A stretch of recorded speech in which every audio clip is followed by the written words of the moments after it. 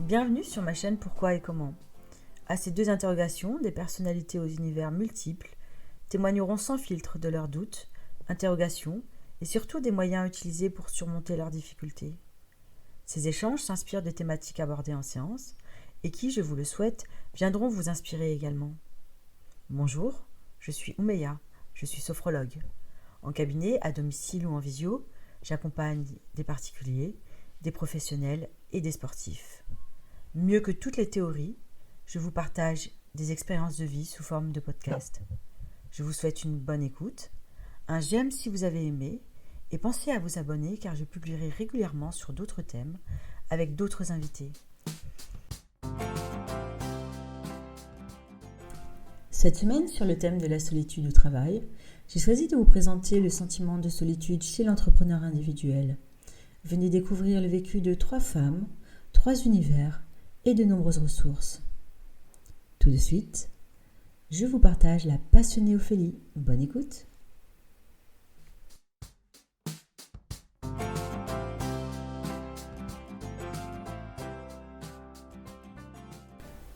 Bonjour Ophélie. Bonjour Oumeya. Merci d'avoir répondu présente aujourd'hui. Alors je vais t'essayer de te présenter un petit peu et me dire qui tu es, quel est ton métier et où tu exerces. Alors merci de me recevoir.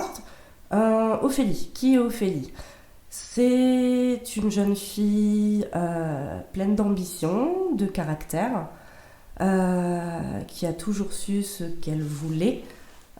J'ai commencé à travailler à 14 ans dans le commerce, en apprentissage, et ça m'a toujours passionnée. Ophélie aujourd'hui, c'est toujours une jeune femme maintenant pleine d'ambition, de passion, qui aime partager les choses, partager son métier aussi. Je vis de passion et j'adore ça. Donc tu t'es lancée dans l'entrepreneuriat. Quand est-ce que ça t'est apparu cette volonté, ce choix de te lancer à ton compte ? Je me suis lancée à mon compte à 18 ans. J'en ai 34. Parce que, en toute sincérité, j'avais du mal à trouver un employeur. Parce que j'avais un peu trop de caractère. Et je n'aime pas forcément recevoir des ordres que je ne trouve pas justes ou non justifiés. Donc j'ai décidé d'être mon propre patron et de faire mes propres règles. Donc en fait, tu es une femme indépendante. Oui. Et je pense, j'y travaille. Et l'injustice au travail était quelque chose qui te pesait déjà à ton jeune âge ? J'ai toujours supporté l'injustice. C'est quelque chose qui m'insupporte, que je ne tolère pas et toujours au jour d'aujourd'hui. Donc en fait, c'est un sentiment d'injustice qui t'a poussé à te lancer, c'est chouette ? Oui, enfin, peut-être pas que celui-ci, mais oui, enfin, qui m'a décidé du coup à prendre les devants et à ouvrir mes propres portes en fait. Et qu'est-ce que tu fais aujourd'hui alors ? Quel est ton métier aujourd'hui ? Comment tu pourrais te qualifier aujourd'hui ? Je suis exactement spécialisée dans la location de robes de soirée, donc j'ai une niche qui est quand même bien particulière. Je suis également dans l'événementiel, tout ce qui est défilé, organisation d'événements, coordination d'événements, et voilà, je vends du rêve tous les jours et j'adore ça. Et qu'est-ce que tu aimes dans ta profession ? Qu'est-ce qui te stimule tous les matins quand tu te lèves ? Tout, sinon j'arrêterai. C'est génial, ça, tout. J'adore le contact en fait avec les gens, avec la clientèle, les conseillers en fait. On peut voir tous les jours une femme en fait qui n'est pas forcément sûre d'elle, rentrer dans le magasin. Et le fait de la conseiller, de la faire se sentir bien, belle, avec un produit qu'elle n'a pas du tout l'habitude de porter, de se voir différente, de se sentir aussi une autre femme, de prendre confiance en elle, de se trouver belle.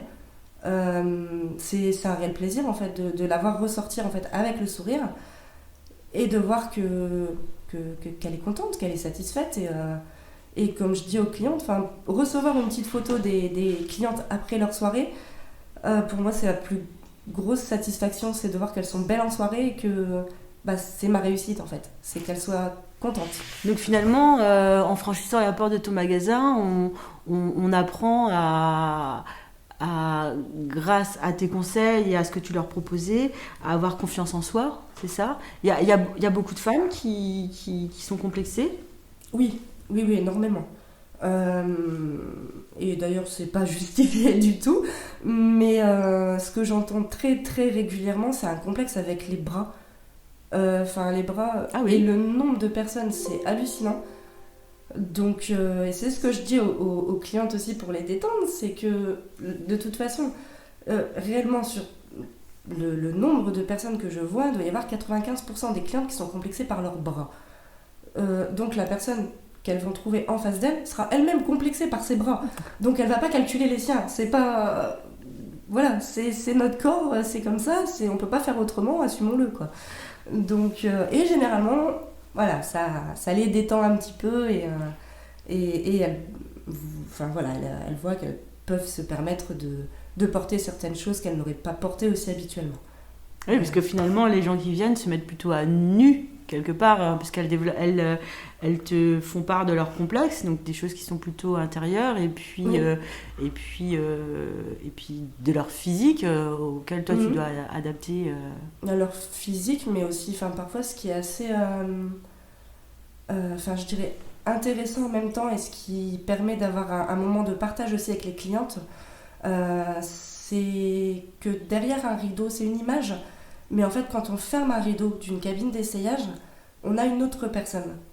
Et parfois, la personne se confie, en fait. Enfin, si elle est en confiance, si elle se sent bien, la personne s'ouvre et on a une autre personne, en fait, en face de nous. Et c'est ça lui permet en même temps de se trouver bien, de prendre confiance en elle et de voir qu'en fait, je suis pas là pour vendre un produit. Enfin, je suis là pour la conseiller, pour l'aider, pour l'épauler, pour... voilà, je préfère réellement qu'une personne sorte de chez moi en n'ayant rien trouvé, plutôt que de forcer à quelque chose qui ne va pas, qui ne plaît pas, qui ne convient pas, parce que c'est pas du tout ma façon de travailler. Le but est que la cliente rentre chez elle, la personne rentre chez elle, et qu'elle y trouve une satisfaction et se trouve belle. Une cliente qui sort sans rien n'est pas une cliente qui ne reviendra pas, bien au contraire. Donc, c'est ma façon de voir les choses. Donc du coup, tu as des moments privilégiés de partage avec tes clientes, parce qu'elles se livrent un peu dans leur intimité, finalement. Parfois, oui, pas tout le temps, hein, Ouais. mais oui, j'ai parfois des échanges qui sont vraiment... Enfin, qui sont très intéressants et très enrichissants, pardon, aussi. Et qu'est-ce que tu aimes moins dans ta profession, du coup? J'aime tout, sinon j'arrêterai. Ah bon, bah voilà, le ménage. une réponse. Le ménage. Le ménage. Est-ce que tu as rencontré des obstacles, hein, quand tu t'es lancé, ou depuis que tu t'es lancé, et comment tu les as gérés? Alors, des obstacles, non. Ça peut être Quand des je me suis obstacles lancée, perso sur des challenges que tu t'es lancé, ou ça peut être des obstacles matériels, trouver le local. obstacles, oui et non. C'est-à-dire que quand j'ai commencé, je travaillais en parallèle en CDD sur l'île et je n'avais plus eu le temps en fait d'aller travailler. Ah. Donc il a fallu que je m'organise pour dire bon bah qu'est-ce que je fais, je me lance définitivement, est-ce que je franchis le pas, sachant que si je me foire bah j'aurais pu eu le paquet de pâtes à la fin du mois, donc mais oui, j'en ai parlé à cette époque à ma patronne qui m'a dit écoute c'est génial, fonce. C'était une anglaise que j'ai toujours en contact, que j'adore, et qui m'a dit bah non c'est génial, fonce, c'est super comme idée et non il n'y a pas de souci, voilà. Donc je n'avais plus le temps d'aller travailler, il a fallu que je m'organise différemment parce que rentrer à 20h, prendre des rendez-vous entre 20 et 22h, parfois bien au-delà, avant d'aller travailler à 7h du matin, je savais plus comment jongler, m'organiser, il a fallu que je me lance et me dire bon bah c'est parti. Et Donc en fait, y a eu une grande décision à prendre, et quand tu l'as prise, tu t'es plus posé de questions. Les questionnements, tu les as eus avant, mais une fois que tu étais la tête dans le guidon, il n'y en avait plus. Il n'y avait plus de questions. non, c'est ça. J'ai préféré ne pas vraiment m'en poser, m'entourer aussi de personnes de confiance et qui me soutenaient, qui pouvaient m'aiguiller. Également, à l'époque, la BGE de Tourcoing m'a été d'un très grand soutien. D'accord. Qui ma conseillère a su m'orienter, me guider vers les administrations aussi, etc., qui sont très très compliquées quand on ne connaît pas du tout cet univers ou l'univers de l'entrepreneuriat. Et je pense que pas mal de personnes peuvent rencontrer ce souci justement. L'administratif, c'est une catastrophe, on se noie dessous. Et c'est ça, quand on n'y connaît rien, on ne sait pas vers qui être envoyé, vers qui être aiguillé. Et là-dessus, j'ai bien été épaulée et c'est ce qui a permis de me lancer, de prendre aussi confiance en moi et mon projet. Est-ce que tu as déjà ressenti des sentiments de solitude? Et à quoi ça te renvoie la notion de solitude, au sein de ton activité ou peut-être avant de te lancer? Est-ce qu'il y a eu des moments où tu t'es dit ouh là là, j'ai la tête sous l'eau, comment je vais faire pour me sortir de cette situation ou comment je vais la dépasser? Et quelles ressources tu as utilisées? Quelles compétences, quelles qualités, quelles rencontres? Alors, dans l'univers du travail, dans mon travail au quotidien, non, j'ai pas vraiment de période de solitude parce que justement, c'est mon booster. Donc, à partir du moment où j'ai une solitude personnelle, je vais travailler sur ma partie professionnelle qui va me permettre de me booster et de me challenger. Par contre, j'ai régulièrement en fait un sentiment, je vais dire, d'incompréhension peut-être. C'est peut-être mon univers, tout simplement, qui veut ça, ce strass, ces paillettes qui sont parfois incomprises, qui peuvent aussi paraître superficielles. Mais je pense qu'on est très très loin du superficiel. Mais ça amène, oui, à un sentiment de solitude parfois et d'incompréhension, notamment sur un aspect privé, mais pas dans le domaine du travail.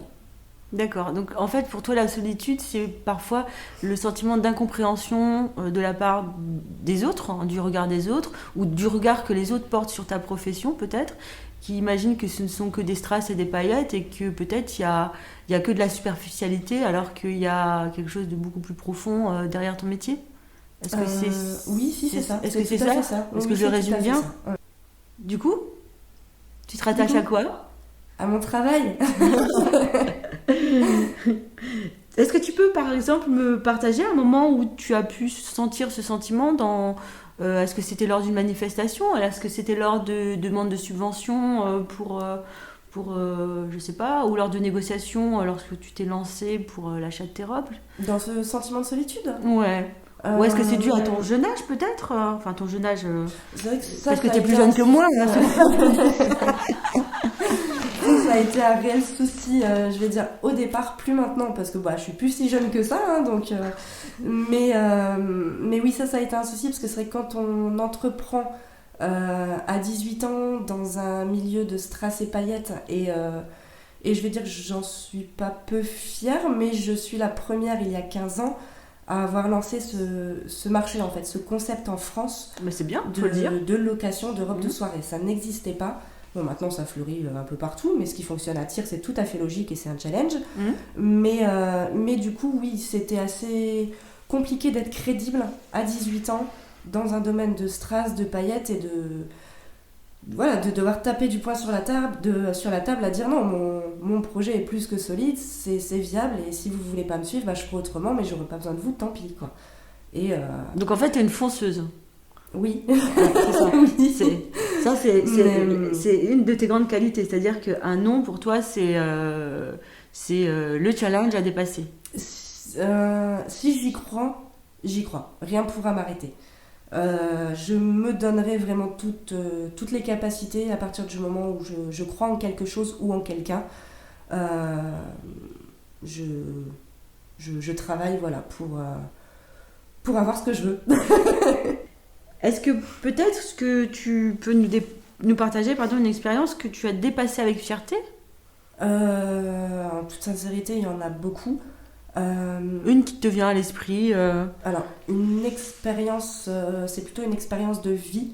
C'est la toute première fois où j'ai été partenaire du coup d'un défilé Octobre Rose pour le groupe HPM de Lille Métropole. D'accord. Et du coup, j'ai habillé, c'était vraiment la toute première fois où j'ai habillé plusieurs femmes qui étaient atteintes du coup du cancer du sein, en rémission, parfois avec beaucoup de complications dans leur vie privée, dans leur vie professionnelle. Et c'est vrai que, comme je disais tout à l'heure, à partir du moment où on ferme un rideau, on a une autre femme en fait qui se présente à nous, et de devoir entendre, je devais avoir 20 ans je pense, et d'entendre en fait toutes ces femmes qui ont parfois notre âge, ou qui peuvent être notre maman, être confrontées à des difficultés comme ça, à être rejetées parfois aussi par leur famille, de voir autant de difficultés, et de devoir en même temps prendre sur soi, d'entendre, d'écouter tout ça, et de devoir épauler ces femmes derrière le rideau. J'ai fini la journée en pleurant. En pleurant. Ouais, je veux bien le croire. Parce que ça faisait énormément d'émotions en fait à accumuler. Et c'est des femmes, après tant d'années, qui sont maintenant de réelles amies. Et que j'ai régulièrement toujours en contact, qui me soutiennent, qui... D'ailleurs, Marie-Jo m'appelle toujours, c'est mignon, je suis sa magicienne. Ouais, c'est beau ça. Et c'est vraiment une expérience de vie... c'est un partage en fait dont je suis très fière, c'est de partager mon métier et de donner en même temps une partie de bonheur en fait, de partager quelque chose et de donner du bonheur, et j'en suis fière.